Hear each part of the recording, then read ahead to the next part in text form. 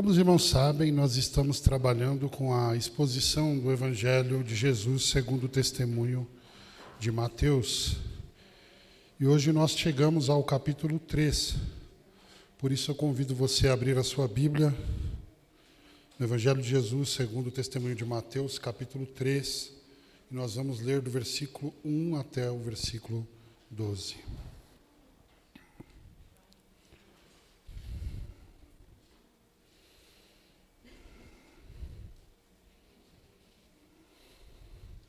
Mateus capítulo 3, e nós vamos ler do versículo 1 até o versículo 12. Assim diz a palavra do Senhor. Naqueles dias apareceu João Batista, pregando no deserto da Judéia e dizendo: arrependei-vos, porque o reino do céu chegou. Porque é dele que o profeta Isaías disse: voz do que clama no deserto, preparai o caminho do Senhor, endireitai as suas veredas. João usava roupas feitas de pelos de camelo e um cinto de couro. Alimentava-se de gafanhotos e mel silvestre. Habitantes de Jerusalém, de toda a Judéia, de toda a região do Jordão, iam até ele. E eram batizados por ele no Rio Jordão, confessando seus pecados. Mas, quando ele percebeu que muitos fariseus e saduceus iam ao lugar em que ele batizava, disse-lhes: raça de víboras, quem vos ensinou a fugir da ira futura? Produzi fruto próprio de arrependimento. Não fiqueis dizendo a vós mesmos: Abraão é nosso pai. Eu vos digo que até dessas pedras Deus pode dar filhos a Abraão. E o machado já está posto à raiz das árvores. Aquela que não produzir bom fruto será cortada e lançada no fogo. Eu, na verdade, vos batizo com água, tendo por base o arrependimento. Mas aquele que vem depois de mim é mais poderoso do que eu. Não sou digno nem de carregar as suas sandálias. Ele vos batizará com o Espírito Santo e com fogo. Ele traz na mão a sua pá e limpará a sua eira, recolherá o seu trigo no celeiro, mas queimará a palha com fogo, que não se apaga. Até aqui, irmãos. Convido você a fechar os seus olhos mais uma vez. Pai, nós não podemos viver sem a Tua Palavra. É a Tua Palavra que nos dá vida, que nos transforma. É o Teu Evangelho que mantém a igreja em pé todos os dias. E por isso, Pai, a minha oração é para que o Senhor nos sustente com mais essa porção do Evangelho, nos fortaleça em Ti, na força do Seu poder, nos desperte e nos leve ao arrependimento dos nossos pecados, nos leve a nos tornarmos cristãos melhores, discípulos de Jesus melhores, para a honra e glória do Teu nome. Senhor, eu não tenho poder de abrir o coração de qualquer pecador que esteja aqui, mas o Senhor tem todo o poder em Suas mãos. E por isso eu peço que o Senhor realize aqui hoje a Tua vontade. É a nossa oração, no nome de Jesus. Amém. Irmãos, os capítulos 1 e 2 de Mateus narram a origem divina e humana de Jesus. E narram também os acontecimentos, os principais acontecimentos da infância de Jesus como um bebê recém-nascido. Nesse trecho, nós temos o registro da genealogia de Jesus, o primeiro trecho do livro de Mateus. Depois nós vimos o quê? O seu nascimento em Belém da Judéia. Vimos que os magos vieram do Oriente para adorá-lo. Vimos que Deus, por sua providência, conduziu a família de Jesus até o Egito para protegê-la. Depois nós também vimos a perseguição que houve através do rei Herodes, e por fim, na semana passada, nós vimos que a família de Jesus se estabeleceu numa cidade chamada... Qual é o nome da cidade? Nazaré da Galileia. Então, nós andamos aqui pelos capítulos 1 e 2 até agora, e falamos a respeito da infância de Jesus. Só que agora, no capítulo 3, o evangelista Mateus dá um salto de 30 anos, nos conduzindo para o tempo da preparação do ministério de Jesus. Houve um período de preparação antes de Jesus iniciar o seu ministério. E esse período, basicamente, ele consiste na vinda de alguém que deveria preparar o caminho do Senhor, um precursor. Quando os reis, naquela época, chegavam numa cidade, alguém ia na frente para anunciar que um rei estava chegando. Então, a preparação do ministério de Jesus vem, em primeiro lugar, pelo envio de um homem para preparar o caminho do Senhor. A preparação de Jesus para o ministério também se dá pelo batismo de Jesus, que nós veremos na semana que vem. A preparação de Jesus também se dá pela tentação de Jesus no deserto e, finalmente, pela escolha dos primeiros discípulos de Jesus. E aí, a partir de então, Jesus começa a anunciar o Evangelho na Galileia, onde ele começa. E nós vamos ver tudo isso na sequência desta série. Mas, irmãos, é importante nós sabermos que muito tempo antes dessa situação do texto que nós lemos, o profeta Isaías havia profetizado que se ouviria uma voz profética no meio do deserto. E, para ser mais exato, o que ele disse em Isaías 43 é: voz do que clama no deserto, preparai o caminho do Senhor, endireitai as suas veredas. E agora, irmãos, nós precisamos considerar que houve um período de 400 anos de silêncio profético em Israel. Silêncio este que perdurava desde o tempo do profeta Malaquias, que termina ali como o último livro do Antigo Testamento, do nosso Antigo Testamento. E agora o evangelista Mateus, ele diz que naqueles dias do primeiro século, apareceu João Batista pregando no deserto da Judeia e dizendo: arrependei-vos, porque o reino do céu chegou. Esse era o conteúdo da pregação de João Batista. E se você quer aprender a pregar o evangelho da maneira correta, essa é a maneira correta de pregar o evangelho: chamar as pessoas ao arrependimento, mediante a chegada do reino de Deus anunciada. Porém, mais do que isso, irmãos, Mateus identificou João Batista como a própria voz que clama no deserto, conforme a profecia de Isaías, para preparar o caminho do Senhor. E João fez isso chamando as pessoas ao arrependimento e à mudança de vida. João vem anunciar o caminho do Senhor e preparar esse caminho, da mesma forma como eu disse, que era normalmente enviado um arauto para anunciar que um rei estava chegando. Foi dessa forma. João é a voz do deserto que foi profetizada por Isaías. E nesse texto, irmãos, João Batista ele é descrito de uma forma muito peculiar, muito estranha talvez para nós. Porque a Bíblia diz, e essa descrição, se ela não fosse importante, ela não estaria no texto. Os autores bíblicos eles eram muito habilidosos em escolher aquilo que eles iam colocar na narrativa.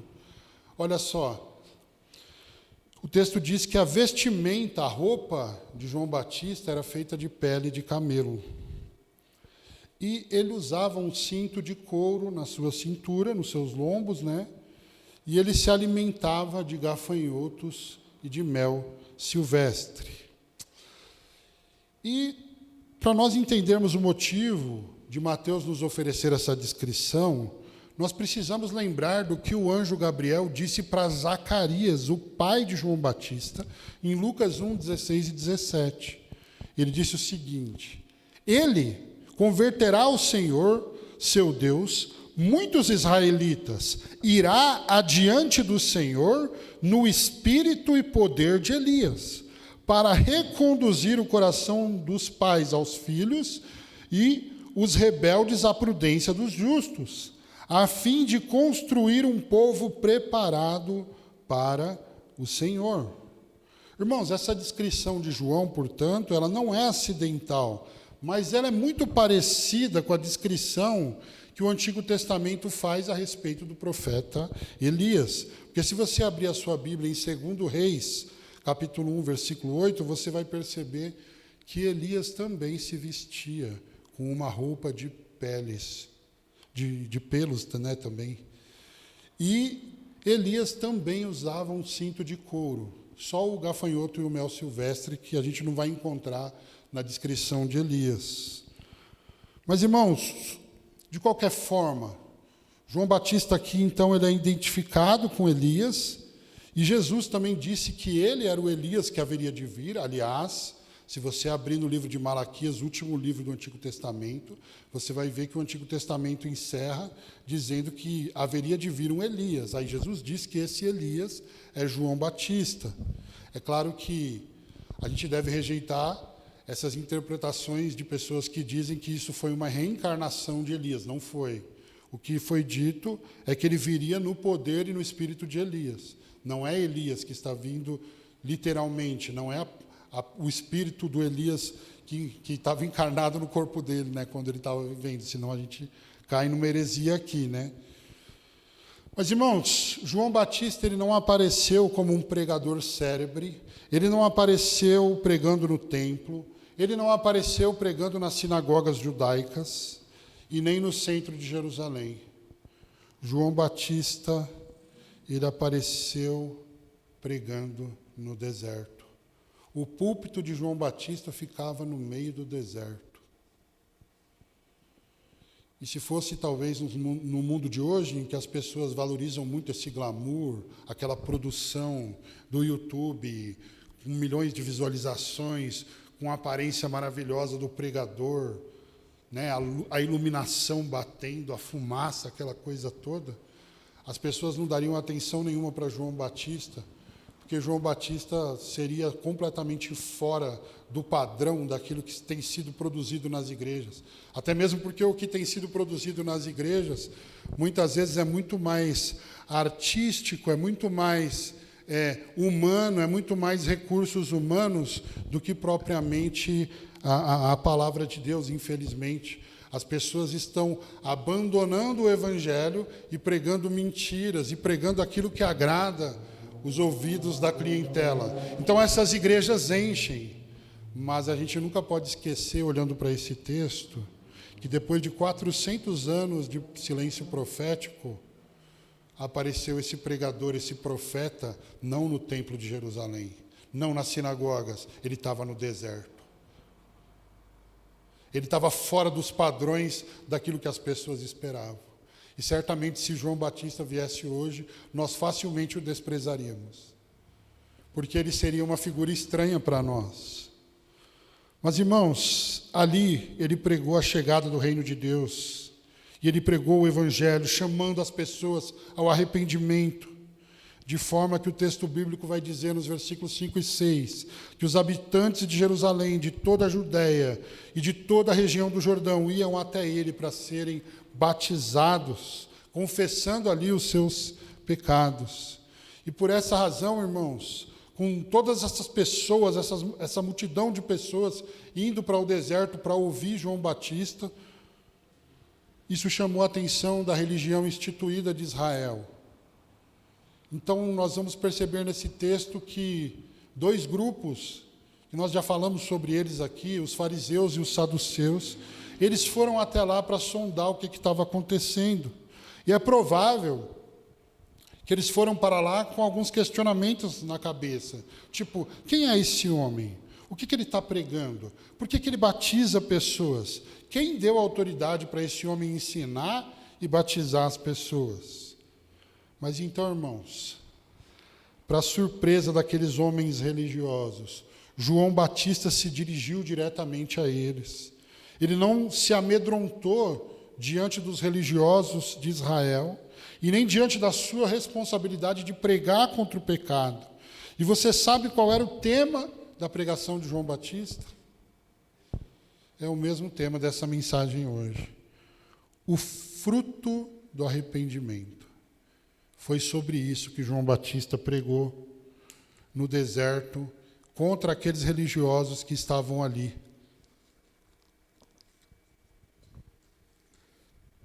Olha só o conteúdo que ele pregou, versículos 7 e 8.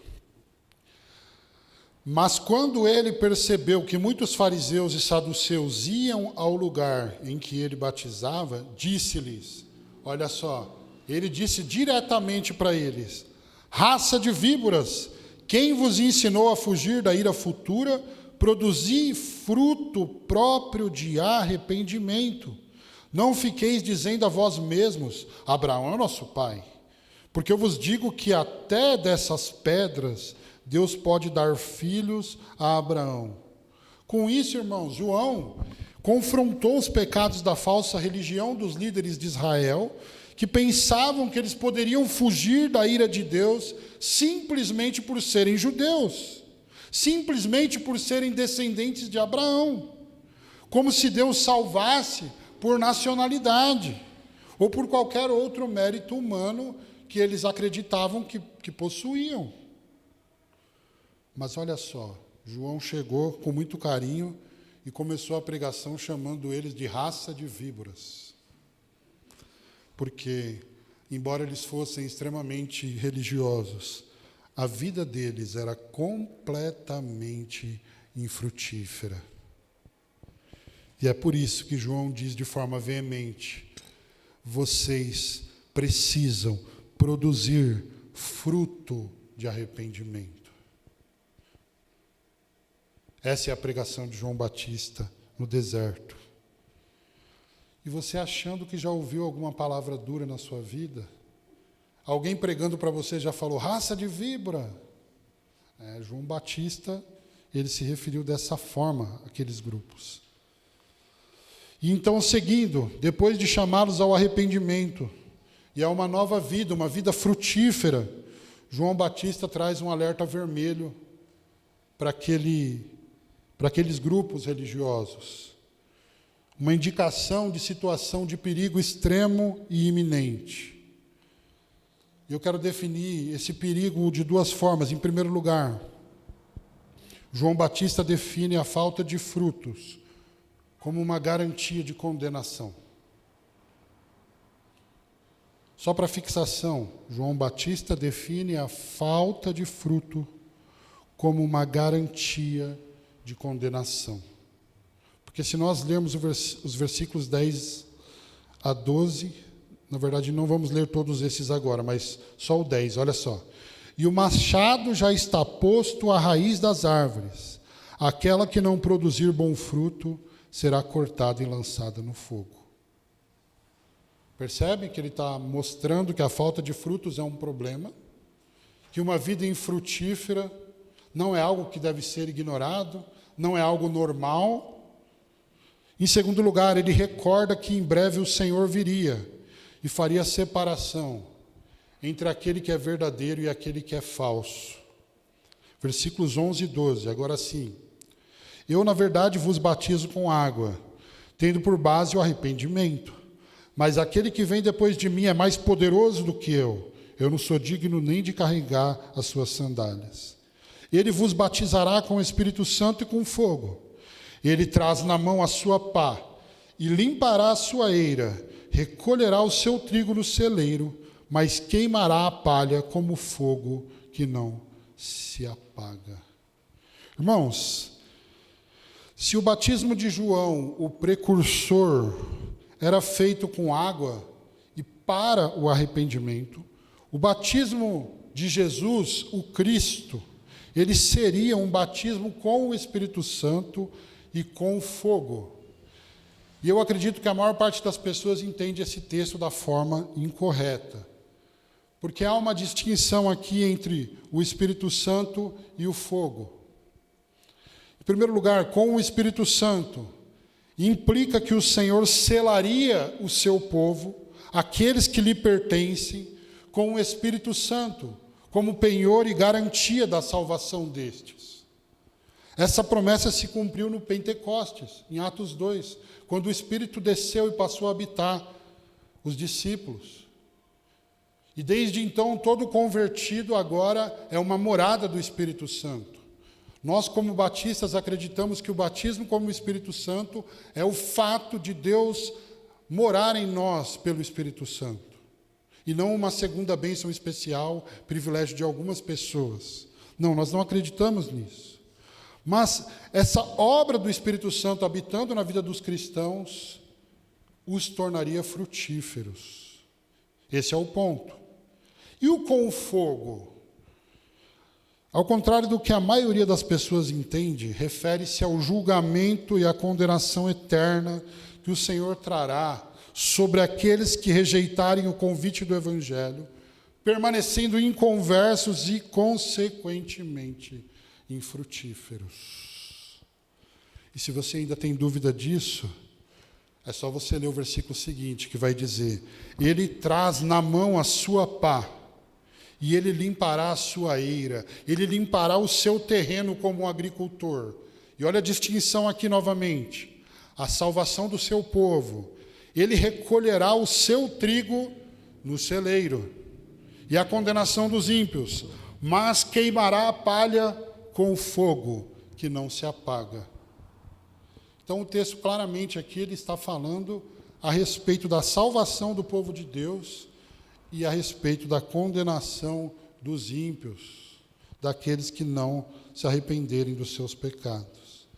João Batista, irmãos, está dizendo aos fariseus e saduceus que eles deveriam se arrepender e produzir fruto de arrependimento, antes que chegasse o dia em que o Senhor separaria os justos dos ímpios, com salvação para os justos e com condenação para os ímpios.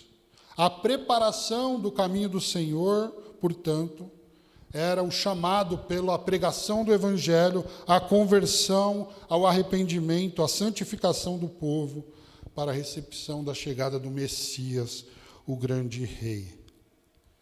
E aí a pergunta que a gente sempre faz em todo o sermão: o que esse texto tem a ver com a nossa vida hoje?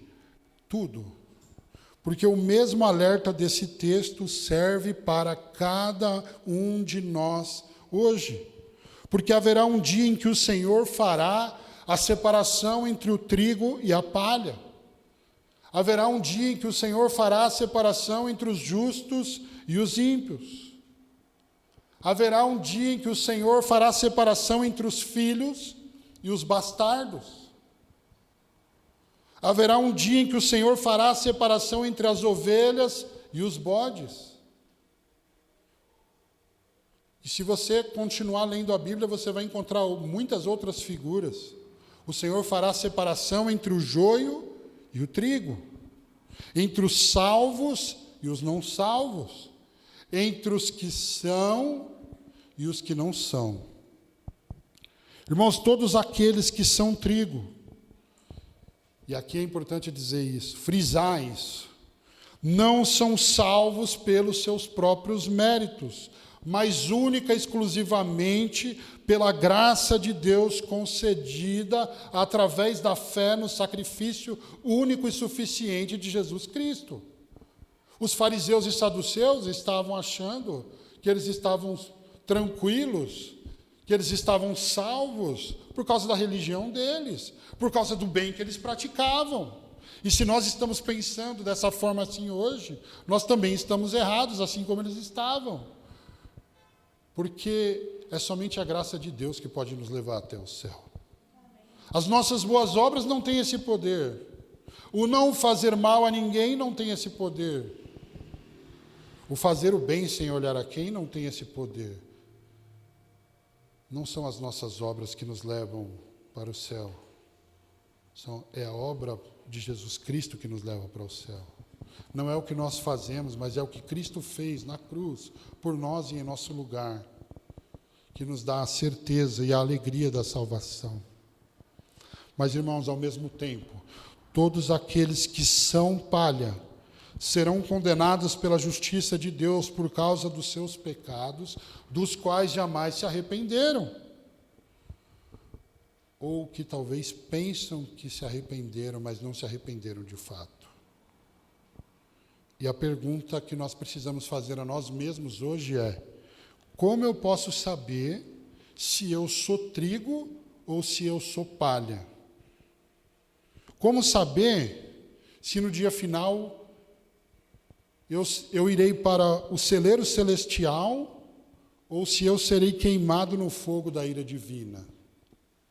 Como eu posso saber se o meu arrependimento foi verdadeiro? Como eu posso saber se eu fui convertido ou se eu fui convencido apenas?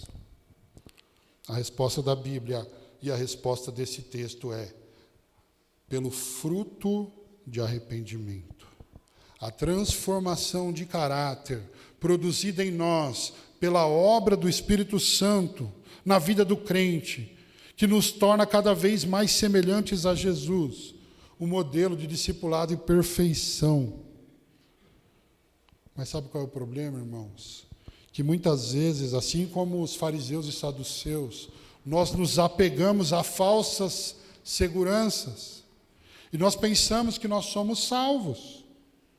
Você pensa, eu sou salvo? Sim, porque eu nasci num berço evangélico, porque a minha família sempre foi crente.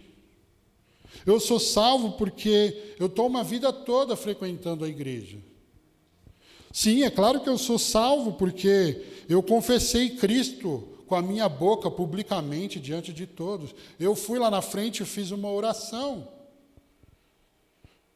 Muitas pessoas estão pensando, eu sou salvo porque eu fui batizado nas águas e eu me tornei membro da igreja.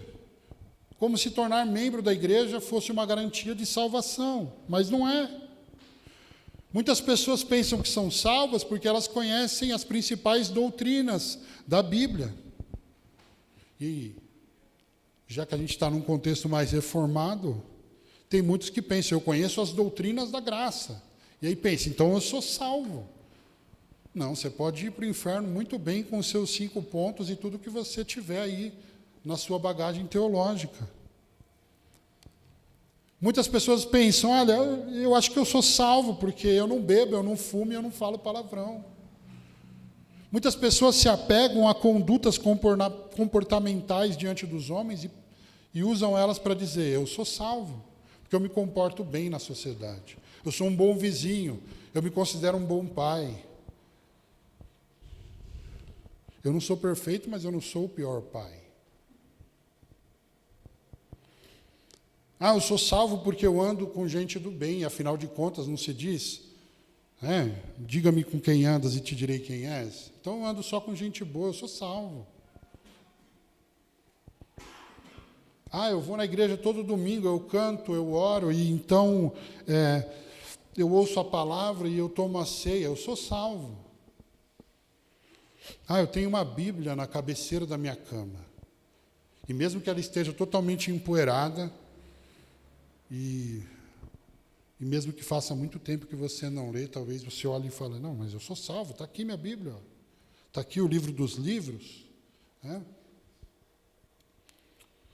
Olha, minha família não é a melhor, mas também não é a pior das famílias. Eu sirvo na igreja, eu participo dos ministérios da igreja, eu ajudo.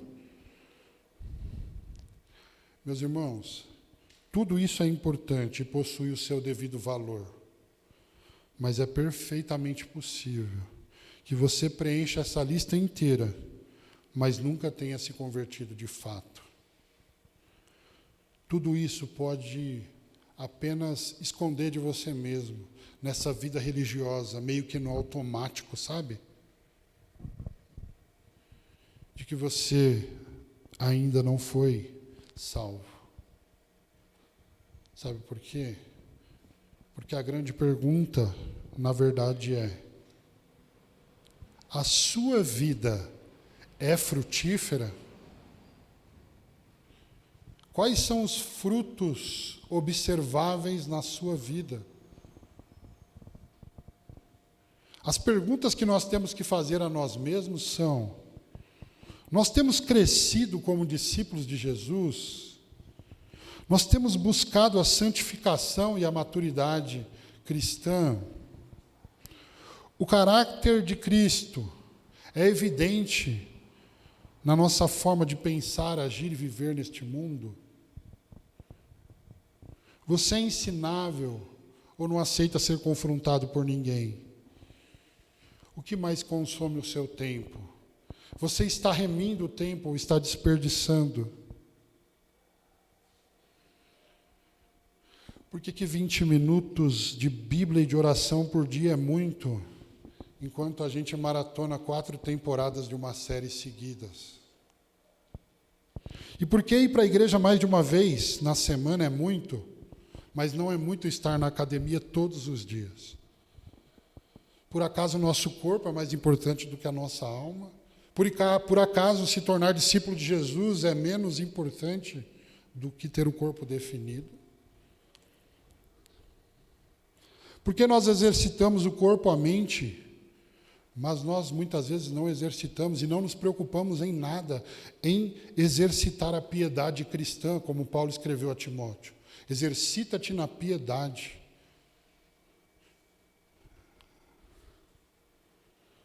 Nós estamos progredindo em amar a Deus e ao próximo.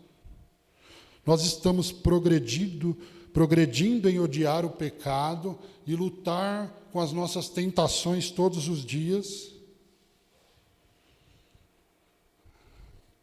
Nós estamos progredindo em nos submetermos à lei de Deus, não para a salvação, mas para a santificação. Entendendo que Ele entregou Seu Filho por nós, não para nós vivermos para nós mesmos, mas para a partir de então vivermos para Ele. Que justificação é essa? Que não é seguida pela santificação. Que justificação é essa que nós dizemos: Ele morreu por mim, Ele mudou minha vida, mas eu continuo a mesma pessoa. Eu continuo fazendo as mesmas coisas de antes, os mesmos pensamentos de antes, as mesmas roupas de antes, a mesma forma de falar de antes. Que salvação é essa? Que justificação é essa? Que não vem uma santificação depois? Isso é salvação? E o pecado, ele se tornou normal e bem-vindo na nossa vida? Você está em paz com o seu pecado, tranquilo em relação a ele? Charles Spurgeon diz que aquele que está em paz com o seu pecado está dormindo a caminho do inferno. Você lamenta profundamente a sua falta de crescimento espiritual? Assim como você lamenta a perda de dinheiro quando acontece alguma coisa e você é obrigado a gastar bastante? Por que a gente lamenta as coisas deste mundo e que são passageiras, a perda delas? Mas e por que a gente não se pega um minuto pensando: eu deveria ser mais parecido com Jesus? Eu não tenho crescido espiritualmente, eu estou emperrado. Por que isso não traz preocupação para a gente? Como disse um escritor, se te acusassem de ser cristão, haveria provas contra você?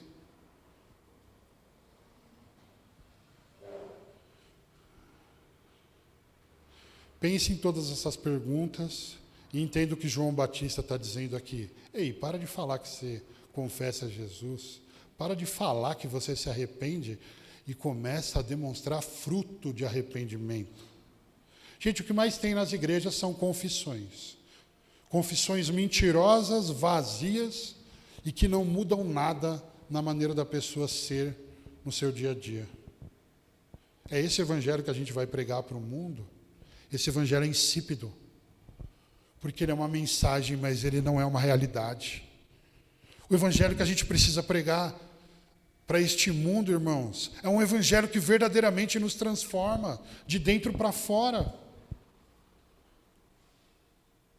Porque nós não estamos aqui apenas para pregar as cartas que Paulo escreveu, que Pedro escreveu, que os apóstolos escreveram. Mas a Bíblia vai dizer que nós somos as cartas vivas de Deus para este mundo. O mundo está lendo a Bíblia, não sabemos, mas ele está lendo a gente. Ele está lendo você, e o que ele está lendo na sua vida? Ele está vendo uma mensagem ou ele está vendo uma transformação? Ele está vendo um discurso ou ele está vendo uma realidade? Eu tenho certeza que os fariseus e saduceus foram para o deserto tranquilos assim, não. A gente não tem nada para aprender com esse pregador do deserto. Vamos só ver o que está rolando lá. Quando chega lá, João Batista aponta para os homens mais religiosos de Israel e diz: raça de víboras. Vocês acham que pode escapar da ira de Deus? Vocês acham que vocês são bons, né? Vocês precisam não somente se arrepender, mas o arrependimento de vocês precisa aparecer na vida de vocês. Meu irmão, que doloroso. Muitas pessoas viverão uma vida inteira na igreja fingindo, brincando de ser cristãos, para no dia final entenderem que não são conhecidas de Jesus. Por isso precisa existir fruto. Você pode enganar sua família. Você pode enganar sua esposa. Você pode enganar seu esposo. Você pode enganar seus filhos. Você pode enganar seus pais. Você pode enganar seu chefe. Você pode enganar seus empregados. Você pode enganar seu pastor. Você pode enganar suas ovelhas. Você pode enganar seus irmãos na fé. E o livro de Tiago deixa muito claro que você pode enganar muito mais ainda você mesmo. Mas tem uma frase popular que diz que você pode enganar todas as pessoas por algum tempo, e você pode enganar algumas pessoas o tempo todo, mas você não pode enganar todas as pessoas em todo o tempo. E nenhum de nós, irmãos, pode enganar o agricultor que trará a pá na sua mão, e ele limpará o seu terreno, ele limpará a sua eira, ele vai colocar o trigo no celeiro, ele sabe o que é trigo. E ele queimará a palha no fogo que não se apaga. Ele sabe quem é trigo, ele sabe quem é palha. Por isso, meus irmãos, o Evangelho hoje nos chama a produzir fruto digno de arrependimento. Por isso eu digo para você, pare de mentir para si mesmo e para os outros. Porque está escrito que toda árvore que não produz bom fruto será cortada e lançada fora.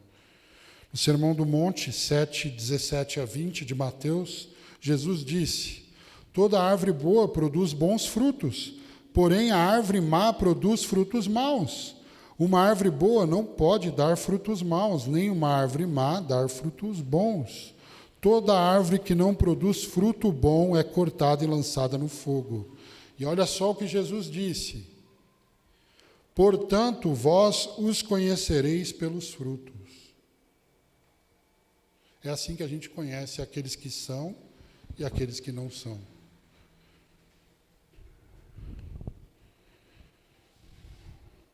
E se isso não te causa, no mínimo, temor, e por que não até pavor, talvez você esteja mais cego do que você imagina. Se você ainda ouvindo essa mensagem de João Batista, você olha e fala: não, eu estou de boa. Se nós pensamos dessa forma, nós estamos mais perdidos do que a gente imagina. Irmãos, nossa vida precisa mudar. Nós não podemos mais viver na prática do pecado. Você sabe quando não há mais desenvolvimento no corpo? Quando ele morre. E a falta de desenvolvimento espiritual pode ser um indicativo que você ainda está morto em seus delitos e pecados. Talvez seja isso. Porque os que foram salvos em Cristo Jesus, eles despiram-se da velha natureza. É claro que há um processo aqui, em que cada vez eles vão sendo purificados, mas eles despiram-se da natureza antiga, e eles foram revestidos de uma nova natureza, que é produzida pelo Espírito Santo em nós. Então nós não podemos nos iludir com uma vida religiosa, achando que nós somos cristãos por causa disso. Irmãos, a salvação é pela graça, mas ainda assim, a Bíblia diz que nós precisamos nos esforçar para desenvolver a nossa salvação com temor e tremor. Graça é o contrário de mérito, mas não é o contrário de esforço. Nós precisamos nos esforçar, irmãos.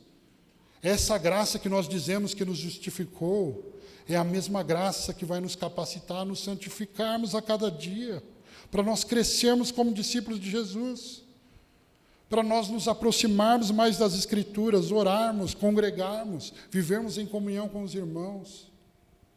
Nós precisamos perseverar em orar, nós precisamos perseverar em conhecer a Deus através das Escrituras, nós precisamos perseverar em congregar, nós precisamos perseverar na comunhão, e Deus usará todas essas coisas, todos esses meios de crescimento e graça, para nos tornar quem Ele quer que nós sejamos em Cristo Jesus. Então, o chamado do Evangelho para todos nós hoje é: arrependei-vos. Nós precisamos olhar para a cruz, nós precisamos olhar para Jesus e confiarmos na obra dele. Mas essa declaração de fé não pode ser uma declaração de fé vazia. Não é que Deus disse assim, faça o bem e eu te aceito. É que Ele nos aceitou, e a salvação que Ele está operando em nós nos leva a viver de uma forma diferente. Irmãos, a mudança é resultado do Evangelho. Não é que Deus está falando, faça isso para eu te salvar. Não, o que Ele fez foi suficiente. Mas tem muita gente fazendo uma confissão verbal que é completamente improvável em relação à sua postura, à sua forma de andar, à sua forma de viver. Então não se iluda com religiosidade. Uma vida sem fruto é um indicativo, segundo a pregação de João Batista, da ausência de salvação e a certeza de que, se nós não nos arrependermos, a ira de Deus cairá sobre nós. Tanto é verdade que, como nós lemos na oração de confissão de pecados hoje, nem todo o que me diz Senhor, Senhor entrará no reino do céu. Mas quem? Aquele que faz a vontade do meu Pai.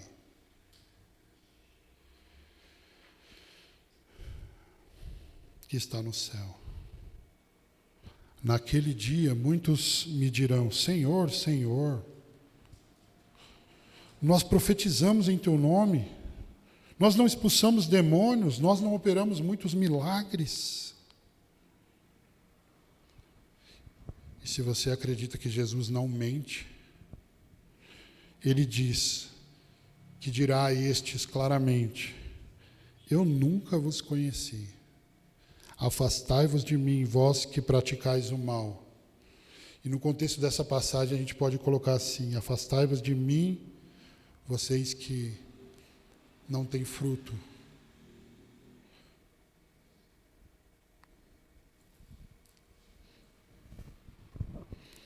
Ele mesmo disse, eu vos designei para que vades e deis fruto, e para que o vosso fruto permaneça. Irmãos, a minha oração é para que o Senhor produza esse fruto nas nossas vidas, mas que ao mesmo tempo, acreditando na soberania divina, eu e você assumamos a responsabilidade de desenvolver e cultivar esse fruto do Senhor nas nossas vidas. Nós somos responsáveis por desenvolver a nossa salvação com temor e tremor, para que no dia final a gente não tenha nenhuma surpresa, mas sejamos acolhidos no celeiro celestial de Deus. Senhor, nós te louvamos,